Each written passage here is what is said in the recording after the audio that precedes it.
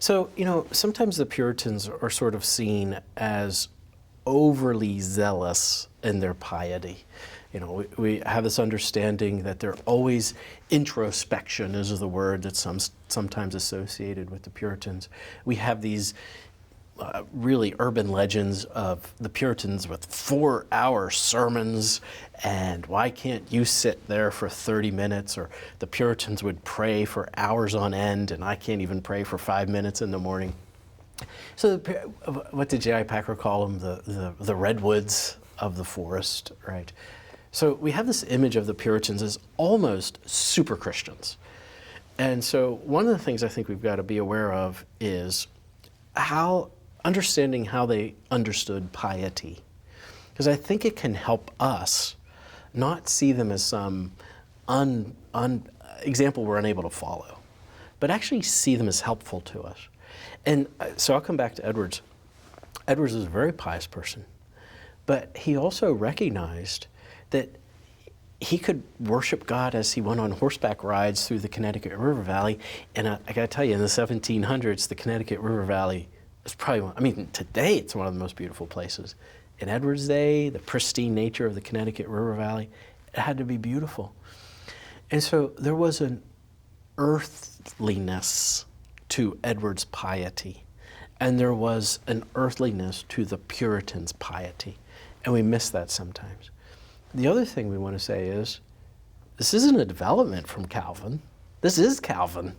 So Calvin's piety, and here too, we think of Calvin as this rational figure. All you got to do is read the Institutes. There are portions in the Institutes that are just like so. What we would put in books today on the Christian life. One of my favorite portions in the Institutes is the sections on prayer towards the end in Book 4. Calvin has this beautiful discussion. He says it's like, imagine you've got a treasure chest in your yard, and you never bother to dig it up. You just leave it there. You know it's there.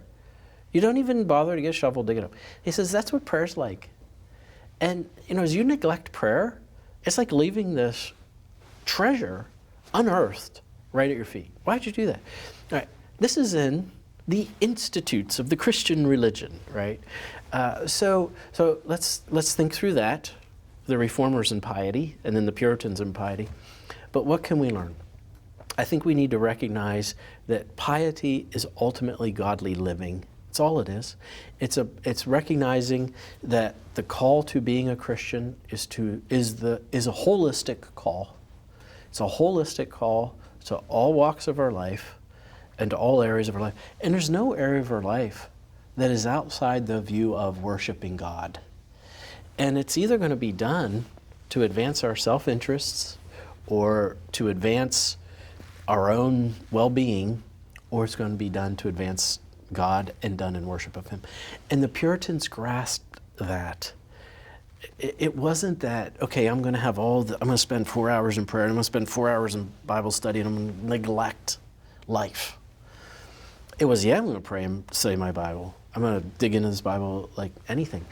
But in all of life, I'm going to worship God. And they had a capacious view of what serving God meant.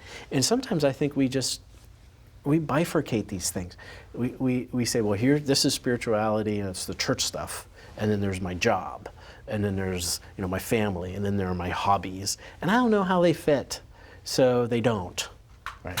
The Puritans would not get that.